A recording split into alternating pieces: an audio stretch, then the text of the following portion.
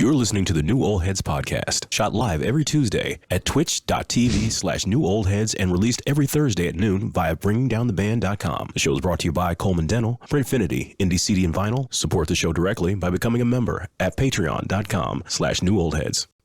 You are now tuned in to the New Old Heads podcast. I am 𝐀𝐁𝐎f. The crew is in the building. Starting off with my man Jay Moore, fresh to death. I see you. Exclusive joint. How are you, sir? No, it's a little something I picked up.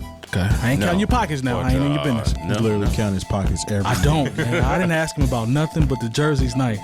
That's all. No, it's it was a vintage piece. Yeah. When ccm was still making the practice jerseys. I ain't mad at that, bro. So I had to grab a piece of St. Louis Blues history. I like that. Rep where you from. Yeah, man. exactly. Patchwork game is high. I see you on the right shoulder. Okay. So yeah, for you jersey collectors, if you see something that still, you can get something that still says CCM. Yeah. Or CoHo. That's a big deal. So grab those because the 𝐀𝐄𝐄 ones are nice because there's not a lot of there's basically no bootlegs of them. Okay. A lot of bootlegs out here for you jersey collectors. And the thing is, I see when I go to sporting events, I see a lot of you in these fake jerseys. And that's what we doing? Okay. It needs to stop. Your letters are too shiny. I can tell you got that from China. Man. You know what I'm saying? There's no such thing as getting an NFL jersey for $29.99. I feel it doesn't work like that. Sometimes we got to address things. Bring back booing. Yeah. Some people are just out here frugal with it, man.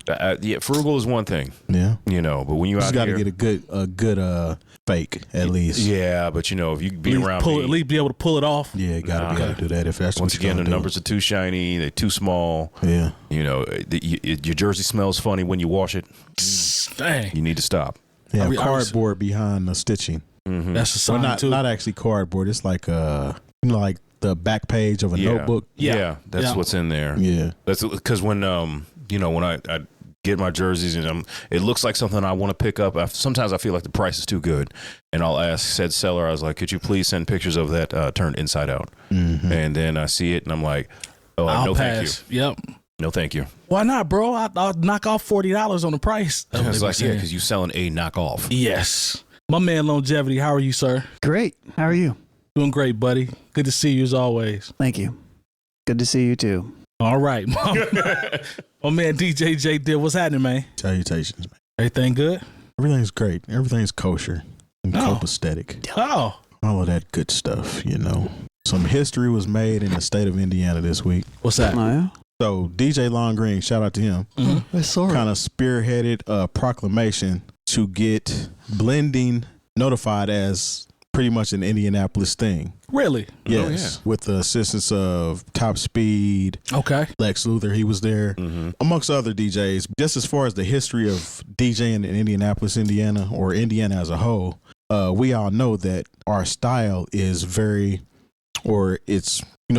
it's grown and it's become accepted everywhere, and even outside of Indianapolis, Midwest too. It's I can speak to it being something, in St. Louis, if you can't blend two records together. That's why, when I came here, I was like, okay, these DJs get it. Because I remember I went to Nashville one time. I was like, what are y'all doing down? And this is on the radio. Like, y'all got on the radio doing this? Yeah, that's what Nothing they do. against Nashville. Love the city. Yeah. There's probably some nice selectors down there, but there's a difference between able to, make these mixes happen for real. And that's really a Midwest thing. Definitely. Because even when, shout out to my man, DJ Cut, worked with him when I was at what was then Clear Channel, is now iHeart. He was one of the DJs that started Power 105 before the Breakfast Club. He was on with Ed Lover in the morning. And he'd get out there and take that Midwest style. They were so used to people just getting bombs and sirens and all that. Mm-hmm. To hear someone actually blending records, they were like, whoa, what are we doing here? What's this? It's like even the mixtape game. Yeah. We've talked about this before. Facts. I don't know anybody that makes mixes and blend tapes like we do here in the city, honestly, and that's just how I feel about it from experience. I remember one time my cousin from California was in town, and I was messing around back then with turntables. I hadn't actually become a DJ, but he was like, what did you just do? And that's just how we came up. We knew blend. That's just what we own. He was like, how did you put them songs together like that. I'm like, this is what we do. That's what we do. He was like, that's crazy, dude. He's like, y'all call those mixtapes? Like, I'll start playing him stuff. He's like, a mixtape back home is just a song after a song after a song. Somebody curated their own playlist. Yeah, it's a playlist. But they would I've heard mixtapes from places and they're just playing songs and letting them ride out, and somebody starts talking over them. I'm like, these are not mixtapes. Nah, why do y'all think this concept that we're talking about? Do you think it's underappreciated? I don't think it's underappreciated because I think a lot of people try to mimic it now. Okay. And then it evolved, and I won't even necessarily say evolve because this particular style I don't necessarily like is when they do mashups, so to speak. It's almost like a different term, but it's when they take something that probably shouldn't go together and put it together. It doesn't sound the same to me though, like style wise. Trying to force it to work? No, it's not forcing. It's just a different type. Okay. So blending is more natural. It's like almost like you're cooking something. You're blending it all together and you have this final product that sounds the way it sounds. You know what I'm saying? If you're familiar with it from where we're from. But I mean, everybody's trying to do it now. And for them to recognize it as a proclamation that is something that originated here and in the Midwest, I think that's pretty solid. That's and there's like a day that I think it's August 5th. I don't know. There is this particular day that's like a day. Whatever. It's a day in the city Monday? now. What was Monday? The 7th. The 7th. So I believe it's the 7th. Yeah, so that's cool. I don't know if I understand what the difference between a mashup and I mean, when I think of a mashup, it just sounds like it's like to me, blending to what you're saying is just like two songs that kind of blend together, and you leave one of them and then you blend into another one. A mashup always seems. I've always thought a mashup was like multiple blends on top of each other.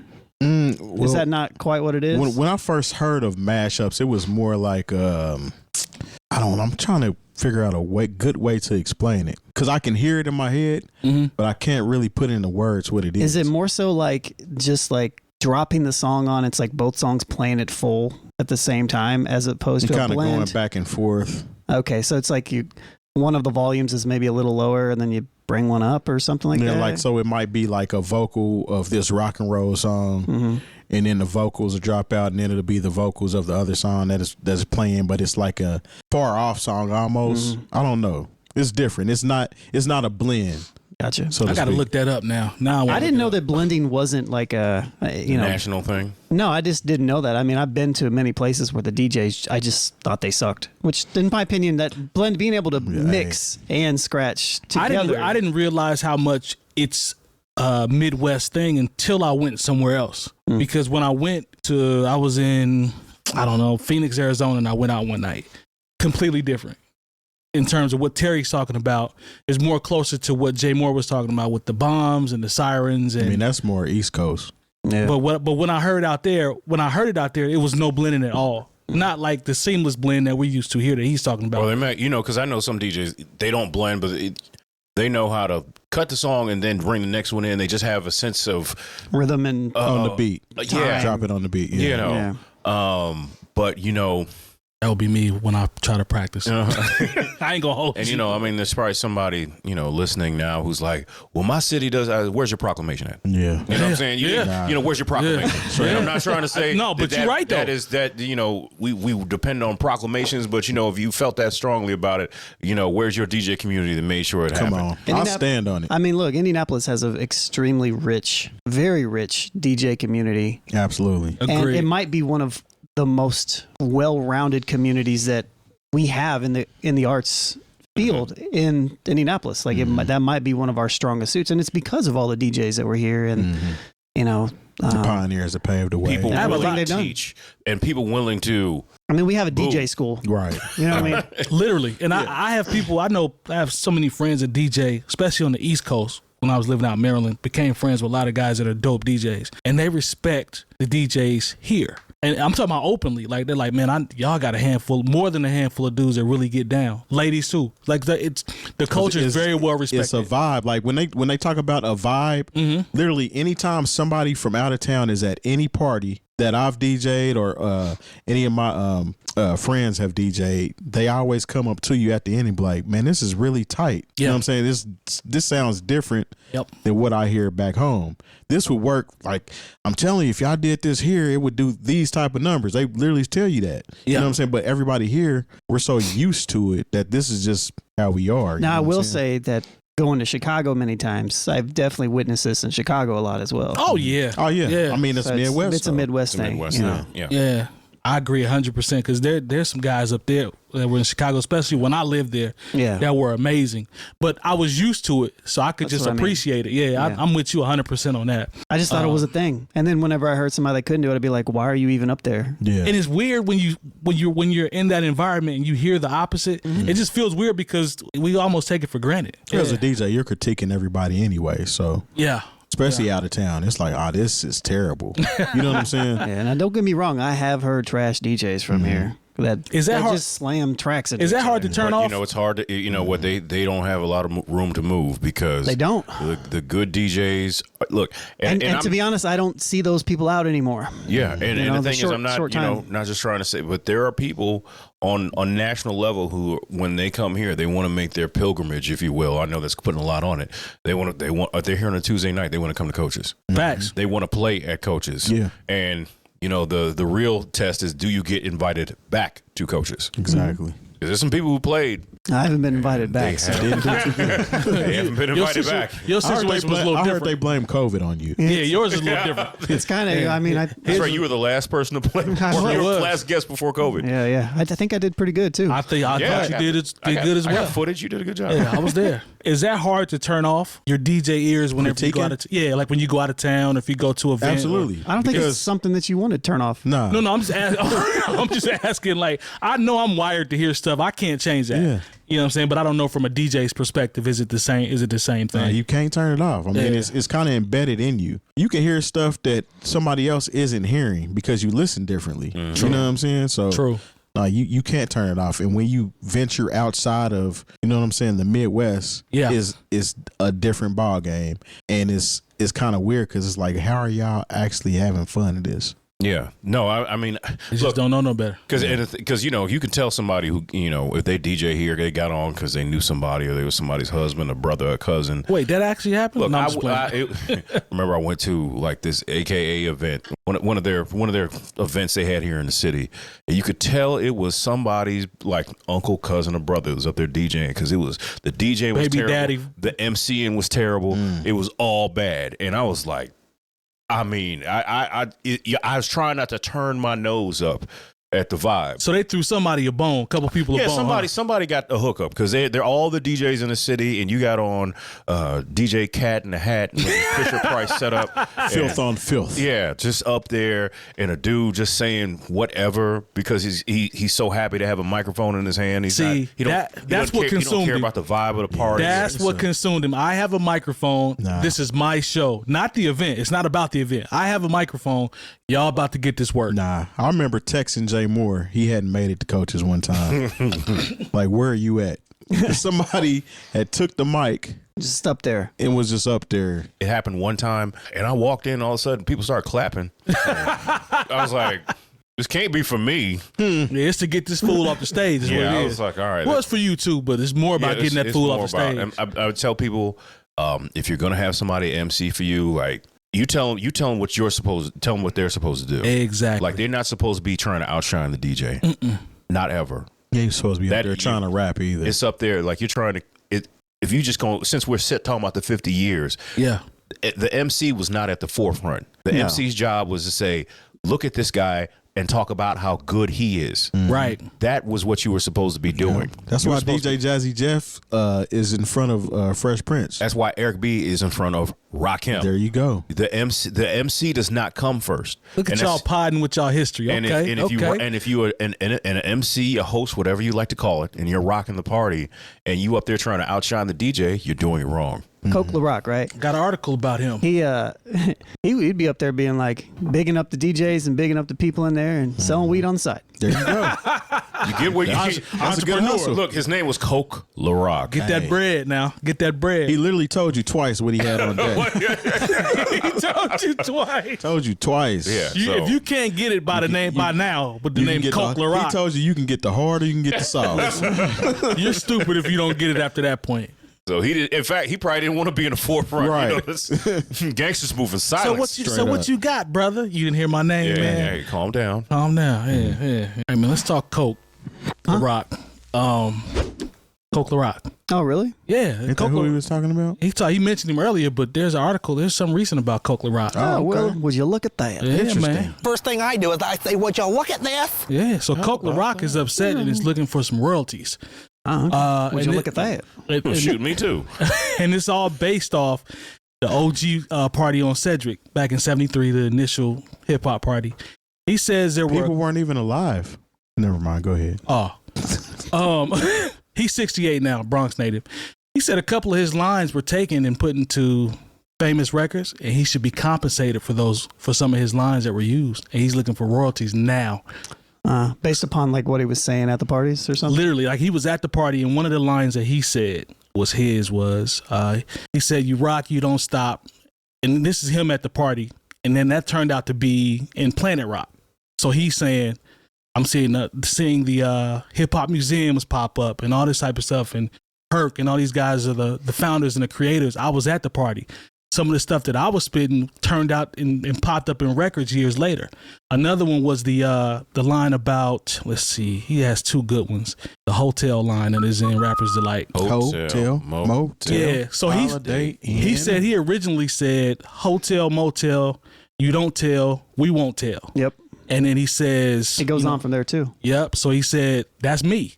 So he was at the party on the mic rocking. He's known to do that. Lone just talked about, we talk about MCing and stuff like that. Yeah, it was like hotel, motel, you don't tell, we don't tell, da da da da. Like he actually references this specific line in the Hip Hop Evolution documentary. Yes. Like he says it in the documentary. Music's not stopping, the rocks are dropping, the champagne is flowing, the freaks will be going hotel, motel, you don't tell, we don't tell. And he has a lawyer, and the lawyer, this young lady that was a lawyer says, well, did you record this on like an 8-track or something back in the day where we could use it as, evidence or whatever? And he doesn't have a recording of it. But she says he still might have a chance because copyright exists from the date of the creation, not from the date that you file your copyright registration. But he still has to be able to prove that That's the part. that he did it. That's the part that's going to be hard. That's why the recording of it is so important. Do you guys kind of feel where he's coming from, being that party is so iconic and that those two records are so iconic? Him being there and using some of his bars that turned out in those records later. I kind of feel him, but I don't know if he has a leg to stand on technically. How do y'all feel about it? I can. Go ahead. I think that yes, I feel for him. Okay. But I don't know if if something like Jay Moore says a whole bunch of stuff on the mic. What if one of that ended up in a record? Would you? You know That's what I mean? a good comparison. That's a very good comparison. That's what you do, literally. But also, I think about I didn't even, it's unconscious of me, but when I know Metronome was about to bring the record back in, I'll say, as we proceed. Yep. And if you don't tip, that's a big one. Yeah, that's a big one. But then what if because I listened to Biggie's Who Shot You, and on there Puffy's like, as we proceed. Right. that's true. Right. Mm-hmm. What if something happens and then Puffy's like, yo, I need a nickel for every time you say that. Right. You know? I mean, but he's talking about things he said that were the basis of records that went on to be huge hits. And because even then, you can take it to when NWA says, they flip that, I take up to a hotel, to the house, that's been flipped more than once. Mm-hmm. Even if it's a song like Chingy's Holiday Inn, you could. I mean, if you want to go through the layers, you could go through layers of this and be like, oh, he's old from all. If he said these things, and maybe they can Cassidy's first single. Yeah, Cassidy. Good point. Maybe if it wasn't recorded, but there are people who can testify that he did say these things, and there was somebody at the party that heard these things and said, hey, let's take a little of that. We'll go ahead and embellish it. And I think create something larger that we can package and sell. It's the party. It's the magnitude of the party, how the party is looked at now, plus those two records. Yeah. As being as iconic as they are. So I mean, feel that flyer is still floating around for that party. Yes. And I'm sure there are a lot of witnesses that are still alive that can attest that he did it.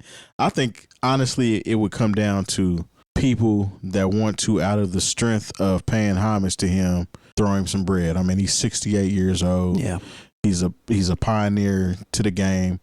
there was no money in it when he did this. I mean, this was all love and fellowship at the time. Mm-hmm. So he was 18 when all this went down. He wasn't thinking about getting a lawyer and copywriting. And I like that he said copywriting his rhymes that he said at a party. Right. I like that he said it's really about, him getting some bread for his grandchildren. So he mentioned that. So his approach is, it's about him and his recognition. If he just said, I want some bread from me, I wouldn't have been mad. Right. I'm just saying, I think it's dope that he mentioned his grandchildren cool, on top of, him getting his dues as well. I'm not mad at that. It's kind of like the same instance with older NBA players when their contracts weren't the same as they are now. A lot of them have to go through different steps and loops in order to be able to survive. Right. And they do have like a fund for those type people. And I think somebody was talking about this at one. Bow Wow, I think, was one of the people that was talking about having like a commission of hip hop artists that paid into a union of some kind or something. Y'all remember that conversation? Yeah. So something like this, I think that would be good for those type of artists that have paved the way or have contributed to the art of hip hop, and they were never paid for it. And we always talk about how Jay-Z says he's overcharging for what they did to 𝐀𝐁𝐎f because they weren't making any money back then, and it's evolved into what it is now. So yeah, Chuck D is always mentioned. Piggyback off what you said about Bow Wow, trying to put something together. LL giving equity and Rock the Bells, to the OGs. That's a form of it. But the actual union concept, I remember we did talk about it. This is the prime example, Terry, to your point of how it will work. Kind of. You don't think? You think there's? I don't know how you. Why it would make sense? Not necessarily. I think work maybe in the future. In the future, it makes sense, right? There's no game plan put together, but why it would make sense for them to sit down and come up with something. Yeah. I like makes sense. Yeah, I see your point. Yeah, I can feel him. I understand all that, but I don't know how. I feel like realistically, it's just a legal battle. Yeah. I don't know. It's hard. It seems like it's hard to make this stick. And it's one of those things like, yeah, sure, he had some sort of influence over one thing that then had influence over another thing. But I don't think that you can say, I don't think you can get anything from the thing that had influence from the other thing. Like it's like a step because of. It was literally a part of the culture. That's kind of like here, like phrases that people only in Indianapolis, Indiana say, Naptown stuff. Like how you what and out the gate, things like that. Like who gets paid for that if something were to transpire to where it was, you know what I'm saying? Like if somebody pop creates off or something. Even like a dance. Like somebody's like, oh yeah, that originated here. So it had to originate with somebody. And then, when you try to copyright the dance and say, because it winds up being on a world stage Fortnite. somewhere. Yeah, exactly. Like the whole thing with Fortnite. And then it's like, how are we supposed to pay somebody for that? And you can't prove it, and this, that, and the third. Anybody can get it. Yeah. Like the Carlton dance. How he was trying to get paid. Even though he... Which I believe he should have, but he never got that check. Yeah, he didn't. That's not his dance. It isn't. You're right. Yeah, we just... You're right. Dance in the Dark video. Yeah, we just made it the Carlton dance. Yeah. And the things that we are talking about right now are what make this conversation so challenging. And why, like the creation. That's why it's so important to actually take care of your legal stuff. It's like it's, as Jay Moore always says, it's a cautionary tale. Yeah. You know what I mean? Like, there's nothing that he could have done, but it's just like he got left behind. And, it would be, I think that to your point, Terry, I think the only way that this actually becomes something is if people that are a part of the culture do something for him in that aspect. Yeah. Now, maybe, who knows? Maybe he makes some money off of it, but I think even if he get, I can't speak for him, obviously, none of us can, but if he gets his flowers and he's added to something that is commemorative just like a or hip hop, like there's something that's tangible for him to get his flowers. That would be cool. I think that would be dope. It's not the bread, but it's still the recognition. Because you know what I'm saying? My guess is that what they would try to do is sue for a percentage of how much a song had made. Up to a point, and then can also have points on said record. Residuals. Yeah. That's, and I don't know, maybe that's not a bad thing, but that, again, do those records even still make a ton of money like that? All it takes is for one of them to wind up in a, like TikTok. we talked about, in a video game or That's a true. movie trailer. That is true. That is true. Especially in a big movie. JJ Fad saw a nice check when Sonic the Hedgehog came out, and they put Supersonic in the movie and in the trailers. That's true. We were talking about you were just talking about the score for The video games. The show, isn't it the show? MLB The Show. And we also mentioned, Jay Moore, you talked about the Transformers movie, the music director. Yeah. Like how much stuff they played from the 90s in that movie. Oh, yeah. Like those are checks. Yeah. You know, those are big because there was huge. LL Cool J probably got a nice check. Wu-Tang. Biggie, like it's almost, it's a 90s hip hop mixtape. Yeah. It's all Absolutely. through that movie. Yeah. So to your It's not point, a bad movie either. No, I enjoyed it. no, Yeah, no. I enjoyed I watched it again just to make sure I wasn't tripping. You know, 'cause sometimes you got to do that. It was good. So yeah, man, shout out to him. It Man. ain't doing Barbie numbers, but it was good. I understand where he's coming from. He doesn't seem bitter, but he just wants to. It's just a lot of people from that era who were there, the pioneers that just look. I don't know if Grandmaster Caz ever got his songwriting credit for, you know, basically writing Big Bang Hank's lyrics on Rapper's Delight. Right. I don't think any of point. them wrote their lyrics on that No, song. I don't think so. You know, I mean, that was the story that they didn't. So Yeah. I mean, it speaks alone. You know, talking about this because so once many again, levels to this. What's There's so many levels. Big Bang Hank? I mean, what's Grandmaster Caz? You know, what's he going to do? Go get a lawyer and make sure that he gets his points in his publishing? Like there was no hip hop record industry at the time. yeah. None. Yeah, put my man in something that's that can be remembered and that's just tangible for him and give him some flowers. I think that would be dope. I'm not mad at it. I hope he can find something that will at least make him feel good about it. You know what I'm saying? Like he was there. And like Terry said, that flyer and all that's an iconic moment. It always Yeah, has. you can been, literally so. buy that flyer on a T-shirt right now, and I'm sure they're not getting any. Yeah, the person whoever, you know, I don't want to say graphic designer that hooked up that flyer, but whoever, you know, made it, and I guarantee you they're not seeing anything off that. It's off just that like t-shirt. my boy that bought that sold the Wu-Tang logo. Yeah. You know, man, imagine. That Talk logo, about paperwork. that's a whole nother conversation because a lot of people done lost a lot of bread off that game. Facts. Then you see Facts. the logo now the logo's on T-shirts you can buy at Target. Mm-hmm. Same thing with the Run DMC logo. All that stuff that was underground and just kind of pushed to the margins at one point now is mainstream. It's crazy. Yeah, Imagine you can get a Biggie shirt at Old Navy. Sure can. Yeah. Mind you, I worked at Old Navy back in the day, and they didn't want to play hip hop music in the store. At least the one I worked at, like you would get a hip hop tape to play in the store for the month. Like every month there was a new tape. They would play that tape 1 or 2 days and then put an old one back on because they didn't want to play the hip hop joint. I believe you. But now we're selling Biggie T-shirts in Old Navy. I saw there's a limited edition of Brooklyn Lager that, you know, has, you know, the notorious B.I.G.'s like silhouette on it. Mm-hmm. You know, even though I've seen one, they had one at one point with Budweiser, and it's like you just don't know. This is why you got to take care of your paperwork early because Just go to Amazon and look at the multiple they'll use your image shirts for and everything. likeness and And guess whose image they don't mess with because they're copywritten and licensed. Disney and sports teams, stuff like that. You know what I'm saying? Because They mess with it a little bit. they got the money to do it. but don't let them catch you. Yeah. Because they will come after you and take every look. There, if you know anything about Nintendo as a company, other than you know you like playing the games or whatever, this is the only company I'm sure will just come out and sue little children. So you don't play with their intellectual property at all. Like there are people who have made there's somebody who made like a fan made game that they try to get a version of Super Mario Brothers to work on a Commodore 64. And Nintendo was like, if you don't take this off the internet, there is somebody right now who had a ROM site where they just had a whole bunch of Nintendo games on there. Well, that was a real. Never mind. And like basically, this dude is going to be paying Nintendo until the day he dies. Wow. what? Because he got sued by Nintendo, and like just a guy who wanted to host some old games on a server for people to play. Like, so there are some people that once it gets to that point.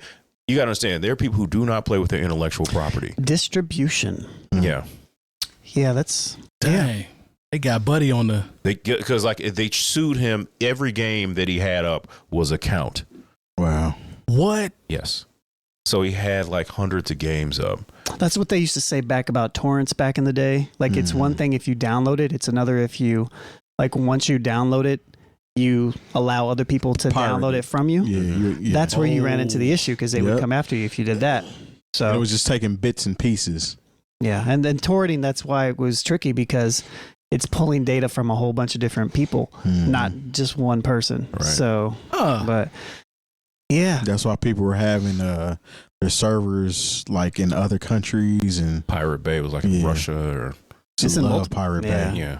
I used to be on there Back all in the the- time. Oh man, all they would do is He's just the goat. change He's the goat. change the end of it. I haven't been on that in a very, very long time. Very long. Is that time. even a thing anymore? I don't know. I'm Look. not even sure. Look, Jay of all people, Jay Brookins put me on it back in the day talking about torrents, Yeah. and then that's how I got Marvel vs. Capcom 2 for Xbox. Man, listen, You get hype when you see that. And see that I was thing like, come there's in. no way it could be this easy, and it worked. it was absolutely easy, But it worked perfectly. and I never got a virus from it. Nope. Oh, me either. you're a lucky one. I never did either. Yeah, it wasn't You never Lime. got It wasn't one? like LimeWire. LimeWire was different. But LimeWire like, got me on one of my computers. I ain't gonna listen, hold LimeWire got everybody. you. But them torrents, it was kind of, if you read them I right, never had- you, I you never could had. almost tell if it was a good link. Yeah. If you knew how to read it. Yeah. you never Wow. got long? Nope. Never. Wow. Good for you. You know, you was in there trying to, when you were in there downloading stuff, you know you had no business downloading. Who, me? Why you put my business out there like that? Oh, hit How you dog know holler, all don't he? Well, you just approved it. Yeah. Man, this is why you trying to put my business out Then there. I would let them torrent. I would let mine torrent for a little while, and I would stop it. Like I wouldn't let it just keep pulling from mine. I was kind of selfish. People have no idea the things people went through to get games and music and things. Look, when you set it up to where people can, I always say, like, one of the biggest mistakes the music industry made is they tried to put the toothpaste back in the tube. When all of a sudden Napster came out, they're like, nope, just stop this, go to the store, buy the CD, $17.99. You know, that's a legit price too. You know, things when Steve Jobs came along, it was like, look, I'll make it easier for you to buy one song than to try to steal it. Yeah. That's what, you know. At a certain point, I'd be like, I could go through the rigmarole to try to steal this song, but it's much easier for me to just pay the 99 cents and buy it.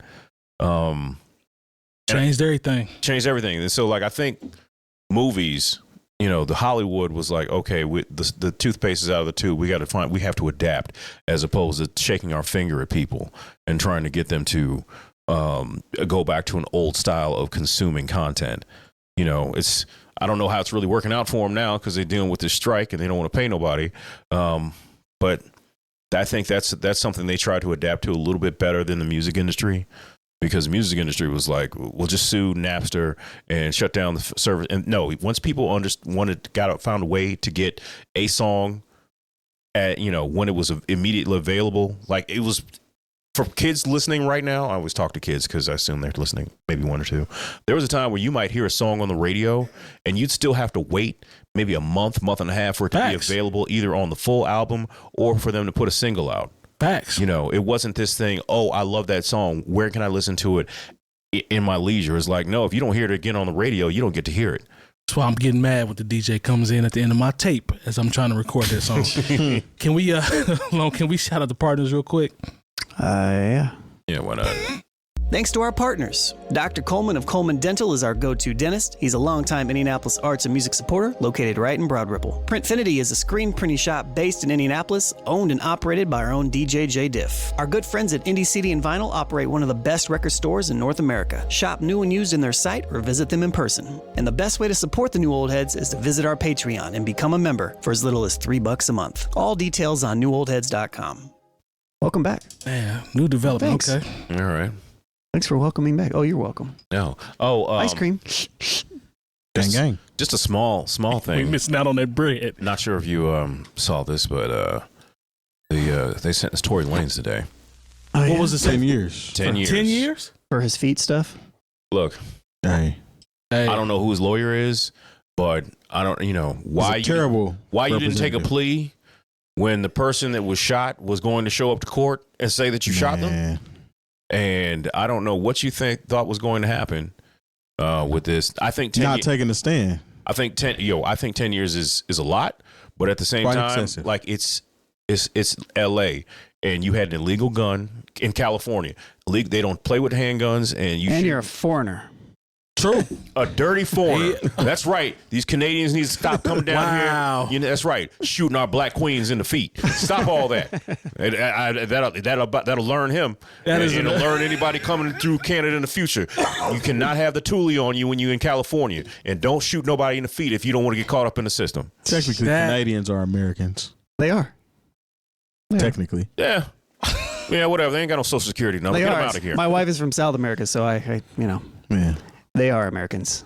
But I know what you mean. But I know what you mean. They're not citizens of the United States of America. Exactly, the United States. Talk to him, Jay Moore. Jay Moore got riled up, man. Yeah, like I said, so he gonna have to do. Look, he's not gonna do all 10, y'all. Like, No, he's not. He might do 4. 9 and a he half. might do. He might. Don't do that long. He's gonna get time served. Yeah. You know, he might do half his time. Yeah, you know, he might do 4 to 5. Yeah. So is he serving in a Canadian prison? No, he's Or- going to do he's not. time California State Prison. California State Prison. He's not eating any Canadian bacon in prison.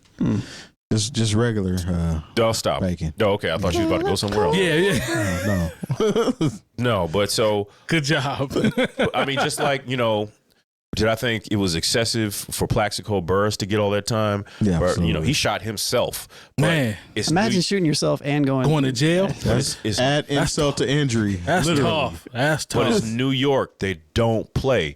You know, regardless of the circumstances, you getting like 2 years minimum Off top. And you know, he shot himself. He shot in California. He shot somebody, and he is a foreigner, a dirty foreigner from Canada with a gun. That's a 150 pointer right And there. I'm just telling you right now, like, you can only feel but so far sorry for him, because you know, if you know the person that you shot is coming to court, you better take that plea. You know, but you know, the wild thing is, if it had happened here, Yeah. you know, where you can have a gun, you know, he might have done a year today, time served. He'd have been home by Christmas. They made an example out that young man. Yeah. They did. Well, I And mean, it's but unfortunate because he has money. So that this goes to show you that having money talk to him. does not necessarily guarantee that you're going to be out here and represented correctly. He should have got one of those lawyers or attorneys off of the show Suits.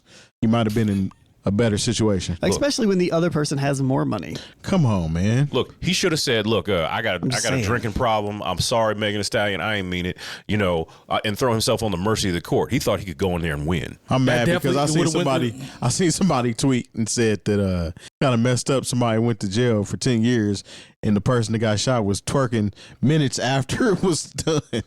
Oh, I was like, that's messed up. tough. Hey, the court don't care nothing about that. You Nothing. You are a foreigner with a gun, and you What shot kind of it. foreigner was he? He's a dirty foreigner from Canada. See, that's Once again, That's two. That's right. two- And that's how I'm going to talk about it. Like I said, don't be down here shooting our black queens in the feet. Yeah. two As long massive. as you ain't shooting people, you ain't a dirty foreigner. Yes. Yeah. But if you get to shooting black women in the feet, Especially when you're from Newfoundland.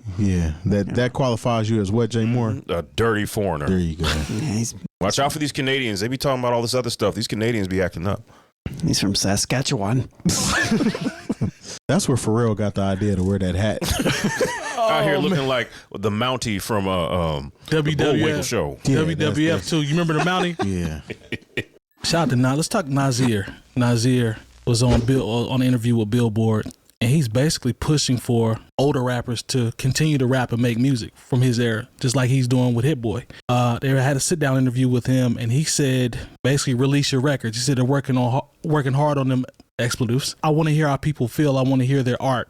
He also says, I don't want to hear trends. I want to hear the art. So I didn't like the trends part. Kind of makes you sound get off my lawn-ish, but I'm not mad at him wanting to hear music from older MCs that want to put it out and just forget about the sales and the streaming and just put the art out. Because Ed Lover said that on Math Hoffa's show.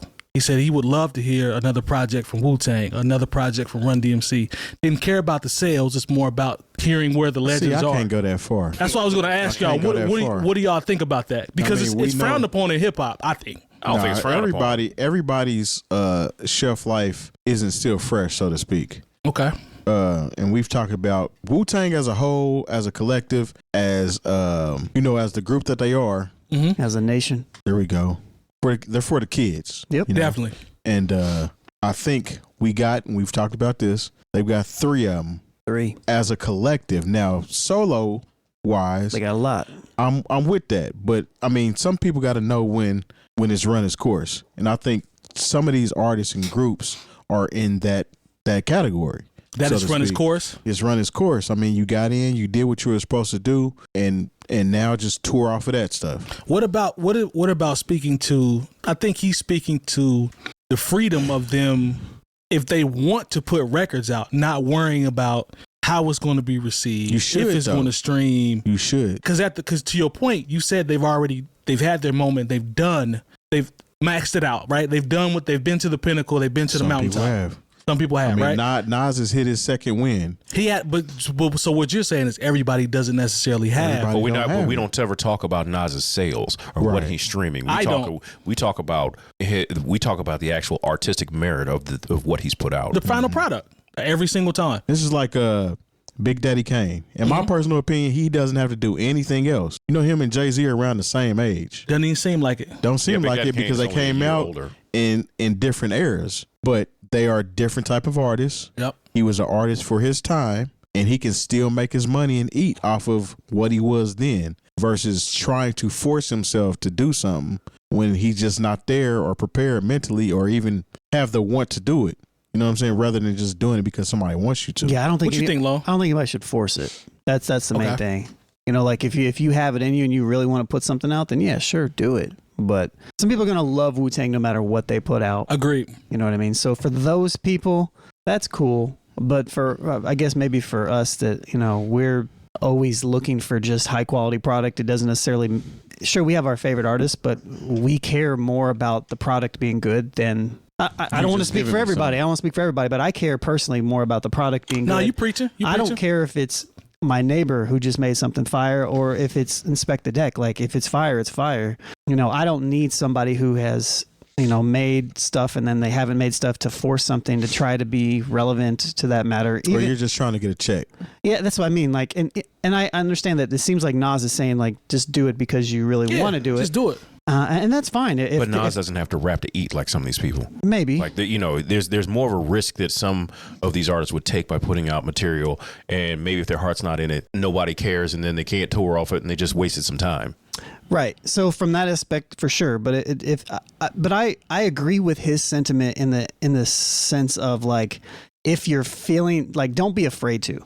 That part. Like I agree with that part, but you know, I don't want to hear somebody who's not interested in rapping just try to capitalize off their name again. You see, I put in Discord that LL album is coming out. Oh, so, yeah, it's coming out. Which one? The one when we were does talking with about you LL, yeah, it's coming out. So he actually has a single that he's working on, and when he was with Sway, there's a freestyle that's floating around.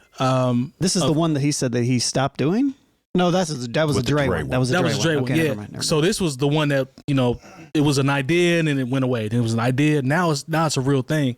There's a freestyle that he's been doing. He did it at Rock the Bells. It's a part of the single, I believe, that he's going to put out. And LL is a person that does not need the bread coming off this music. He's definitely not rapping for a check. So it sounds like He's solidified. He will fall in the category to Lone's point about somebody that's just passionate and wants to pop back out again. Now, I'm interested to hear how that turns out, though. I actually want to hear it as well. Me too. I actually want to hear it as well. Because, you know, let's just be real. A lot of older artists have a hard time making music that transcends different eras. That's what he said. He said that with Sway.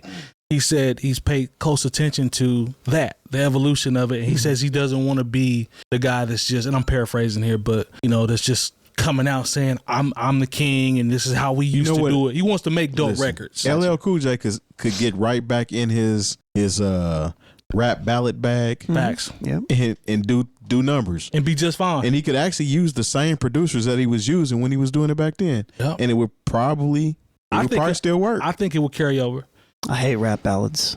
Well, his ballads was a little different though. I'm talking like the joints he did with like I know what you mean. Boys to Men. Yeah, that was fire. He's stalking that young lady. Yeah, that was still a good song. Yeah.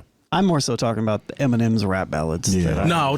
Those are like power ballads. That's true. Power ballads. I feel like that should have been on a CD in the mail or something like that. Those should have been on Over the Top. Like Meatloaf should be singing in the background. Yeah. Those were Sylvester Stallone movie records. Yeah, I need somebody jogging. Top Gun even. Maybe. Yeah, I don't need power ballads, man. Yeah, I don't like power ballads that are rock power ballads. Right. So we I definitely don't need an don't Eminem power ballad. Oh, man. I can't even see. Matter of fact, now that I think about it, I don't want to see Rocky jogging to no Eminem power ballad. No, I'm cool. Hey, on that that. new Eminem song where he's featured on somebody else's track is actually pretty solid. I was gonna go there in a minute, but yeah. Boy's still nice now. No, We ain't never said he wasn't. Yeah, he's still that's nice. the thing. We never said he wasn't. But Jay Moore, jump in on this concept of the. It's okay. Well, I just want the art. Like, there's probably maybe 3 or 4 years ago. I know it was when during the course of us doing this show, where 𝐏𝐻𝐃 put out Soul on Ice 2. Yes. And then not too long, either before or after that, I remember Smith and Wesson. They put out a record that Yeah, I I remember liked. that. Yep.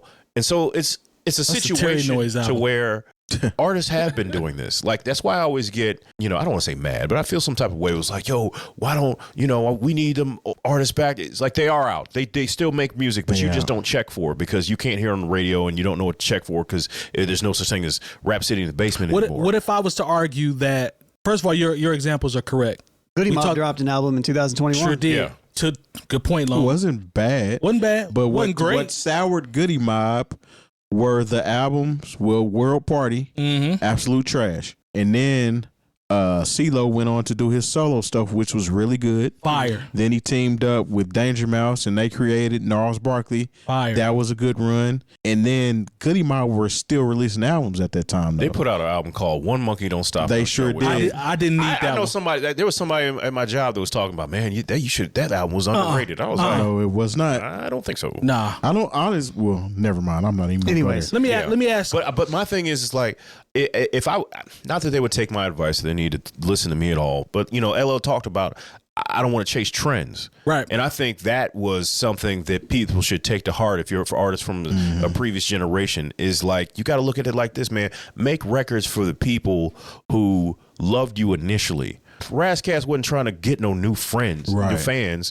With Soul on Ice 2, he made records for me when I remember listening to Soul on Ice, the first one, in my dorm room, in the 90s. Like, he was trying to satisfy, Absolutely. like make things to impress your original fans. target Because you're audience. never going to get on commercial radio, with you being you. It sounds crazy. Yeah. Same thing with Wu-Tang.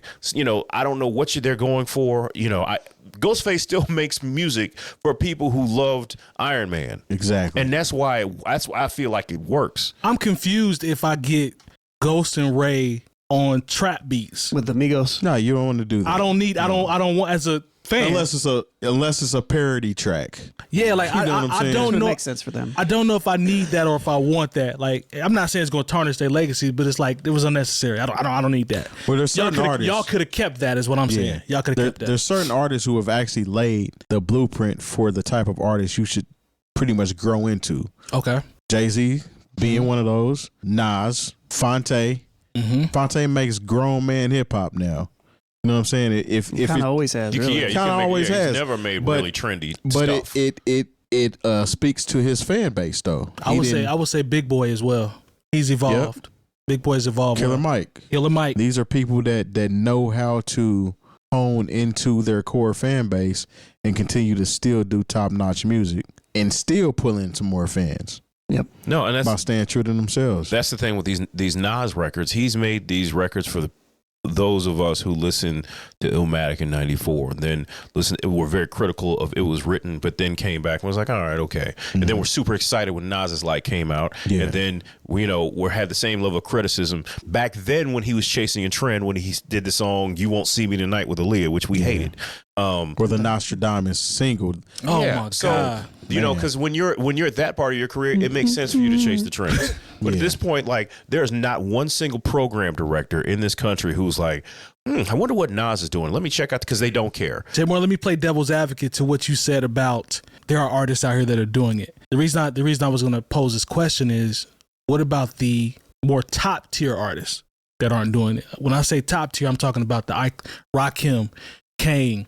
You don't see those guys popping out a lot, making records again. Now, Smith and Wesson, them, 𝐏𝐻𝐃, I get it, but I'm talking about the cream of the crop guys from the 80s. There was a point in the game when they were very much at the top, and we've talked about how there are certain artists that can eat super well just based off that nostalgia wave. True. Okay, and Tribe did it. yeah, so what I'm saying with Big Daddy Kane, KRS, KRS is another big, Rakim. They could never record another song, but if they have that passion, to record more music, I'd be here for it. They should go ahead and do it, but don't. My whole thing is like, I don't want to hear you try to chase whatever's trendy. I want you to do what you did to make us love you initially. I understand there's an evolution of things, and maybe you have different things to say. You can follow the evolution of your style. Talk to him. But for you to be like, okay, who produced these Sexy Red records? Let me go ahead and I want to find out who produced Pound Town, and then I want to hear Rakim rhyming over, production from the person who But at the produced same Pound time, Town. but if he goes out and he works with Black Milk and he works with Odyssey and he works with Knots, that's different. They come from that tradition. You know what I mean? They It's come gonna, from and that it's going to tradition. sound good. Agreed. Because I always look at the operating system concept when you get an update or an upgrade on something. There's ways that you can do that and apply it to your sound, still be you. Mm-hmm. You know what I'm saying? You don't have to lose yourself. You can still update your sound. I think as producers, we do that. I think that is what's missing in a lot of that era. Mm-hmm. In the artists that don't succeed very well when they try stuff again, it's not that they don't follow trends, it's that they don't follow like the trends within their own genre, in their subgenre, their niche genre. What are the boom bap dudes doing now? Right. Work with those people, work with the hot producers that are like really hot in that particular small niche, and I think then they could do well. That's what Nas did with Hit Boy. Agreed. Because one of the worst times people trying to step out and try to be, I was just the king of this and you should respect, because Run DMC did put out an album in the 2000s called Crown Royal, and it's absolutely horrible. Wait a minute now. That had no. You're right. Never mind. I was about to say, what do you mean? Wait, You're right. Never mind. You know what? If you listen, I was thinking of something else. DMC is not even really on the album. You're right. I was thinking of something else, but I caught myself. Run and all these alternative rockers at the time, and they had a song called Queen's Day that was kind of decent, but it was just and that song Let's Stay Together with Jagged Edge, it was all cringeworthy. The whole project. Yeah. They were just they made a good song with Jagged Edge and decided they wanted to try it again, and it just didn't work. That came after. Did it? Yep. I'm tripping because I think that came after. Oh wow. That's how the initial relationship started from that track they did on Crown Royal. But it's just what like I said, when I remember sitting listening. I somehow I was in radio, so I didn't buy a lot of stuff at that time. I would get promos, and I remember I was like, "Oh, new Run DMC album," and I was like, disgusted. I was I was disgusted by the 𝐀𝐄𝐄 album GOAT. Disgusted. I almost said again that one had, and then I was like, I can't remember records on that. What was on that record? There had to be a lead That's a single. song with a video where he's got like a panther or something, right? Stop. Absolutely not. No, don't do that. Don't do that. I hate him, man. Man, there was a video with 𝐿/𝐂𝐗 and he's walking around with like a tiger or something. Yeah, I mean the name of the album was Walking with a Panther. Yeah, but that wasn't. Oh, that was yeah. nowhere near to go. But that was the I'm That Type of Guy video. Hold on, when did this come out? Because my like the GOAT was like 97, 98. closer to 2000. It came out after Phenomenon, wasn't it? No, not the GOAT album. When did the one with him and this big animal come out? Like 90. No, Walking with the Panther came out in 89. Was it Him 89? with this big animal. No, so it ain't the one that I'm talking about then. The I'm That Type of Guy video is when he had the Panther in the video. Is that a newer, like in the late 90s? That was the Nah. No. Maybe you're talking about when he turned into the shark. No, My I head was walking around, man. When he turned into This is like one of the memories that is definitely It's a cemented in core my head. memory. It's like in there, and I can't relate it to Walking anything with because the it doesn't Panther make any sense at all. is 89, my brother. Yeah, That's the only time I remember. I wasn't seeing watching 𝐿/𝂂𝐂𝐗 videos in 1989. GOAT was came out in 2000. sir. Yeah, so I had to have been off that album. 10 had heat because that's got a. No, 10 I It can was deal like with. a CGI tiger or something. I don't know. Maybe it was. GOAT wasn't it. I don't know. Like honestly, Imagine that was a single featuring LaShawn, Lone Nose LaShawn. I went to school with a LaShawn. we all did. How you say that, Terry? Forget about it. There it is. DMX and Method Man. That was a single. You and Me featuring Kelly Price. Who cares? What else? I'll be honest. That was probably LL's worst record after 14 Shots. Bad. It's bad. Well, all right, man. So much. And he named it GOAT. Yeah. that was a far shot. So be careful with expired time. And his time it wasn't expired, but yeah, it still kind of It's fits. just he missed. Yeah, it was Sometimes a you big should. miss. It was. I'm talking about missed long. Sometimes your rhythm's just not in it. Yeah. Hey, You know. all right. Juicy J posted a tweet that caught my attention. being a producer, or just being an artist, creative. He said, "Peace and love, 3-6 Mafia." Try that again. All right, you want me to go? No, I again? just want you to read it again. Peace and love to 3-6 Mafia. Great to witness our music still going strong like it never left. 𝐿𝐿EF. People across the world sampling and remaking songs that we are grateful, and we thank you all. Greatest group of all time. #. But Juicy J is basically saying that he loves that people are sampling and remaking 3-6 Mafia records. Now, That's cool. But the artists from what do you think the difference is? Because the artists from the 70s, 60s, and 70s, they seem to have some of the artists. Not all of them, but I feel like it's more with the artists of that era that have an issue with the sampling versus a lot of these 90s R&B groups. Exactly they like it's cool. Is it the bread? I think because a lot of those artists from the 70s, 60s, 70s, maybe in the 50s, they didn't have their paperwork together. So even when somebody sampled them, there are people who've had their music sampled and they don't even have to ask the artist because somebody else is administering their actual masters and their publishing. It's different with Juicy J and DJ Paul because you got to call them directly and they get a nice percentage of whatever you do. All the stuff that gets sampled from Parliament Funkadelic, that doesn't go to George Clinton. That's a good point. Now he's never been one to look down on. He's worked with a lot of, especially on the West Coast, those artists, and because they've shown him love and they've actually been able to create new work together. They definitely took care of him. That's but facts. there are a lot of these artists. They see okay, you're gonna sample my music, and plus they didn't see the vision at the time either because it's okay. This what is this trendy rap stuff? They just there was the whole stealing, everything sample just seemed like stealing and it wasn't actually part of the creative process of music.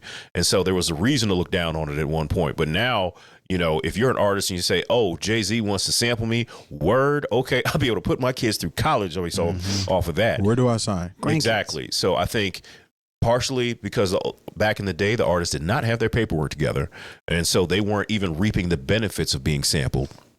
And also, they didn't see the vision. They didn't see how if these records continue to make money over a long period of time, and it's just stack up.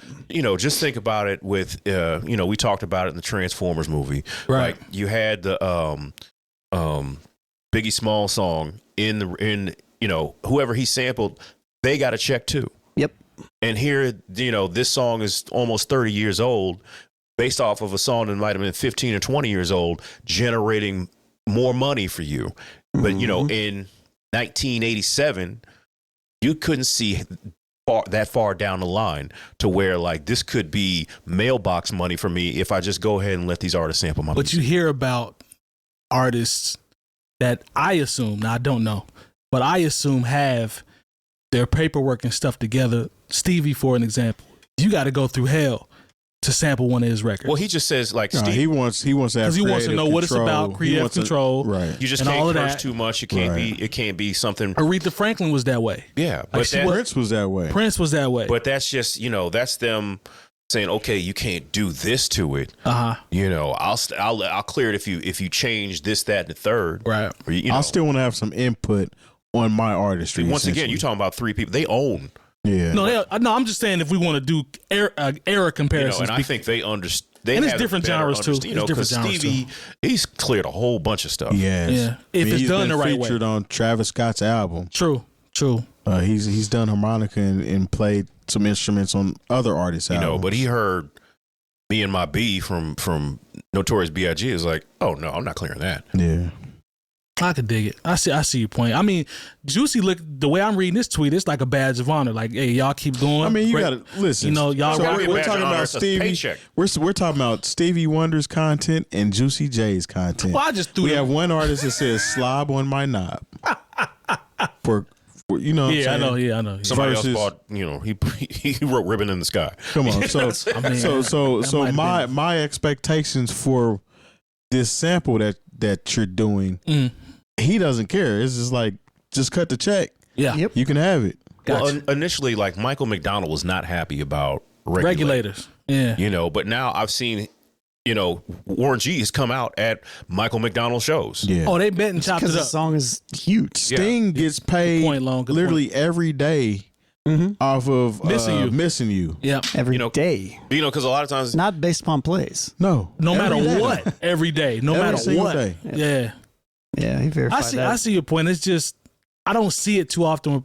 Hey, we getting sampled out here. It's cool, but to your point, it's a check, and it's also, I guess, it enhances your legacy because it's always going to be flipped and it'll be around. So you can look at it twofold. We get the bread and its legacy. I think personally, I would still want to have kind of the Stevie Wonder energy approach to it because I would want to kind of not necessarily police, but monitor what my stuff is doing, even though somebody else is using it, even though I'm getting paid. What you think, Lone? You more on the bag side, or you more about the approach that Terry just said, the Stevie approach, we'll call it? I understand both approaches. I think the important part is just. I think I probably lean more towards Stevie's. The Stevie side? Yeah, because I'm sure you don't want MAGA sampling your no, not at all. Your new Proud to Be an American beat. No, I don't. Yeah. Right. And so I don't know. I the only thing that I would say to add to what you guys have already said would be, even though he says this, just make sure that if you do sample 3-6 or Juicy J, that you still get clearance from him. True. And that you're still following suit with everything, because even if it's not an open invitation to just.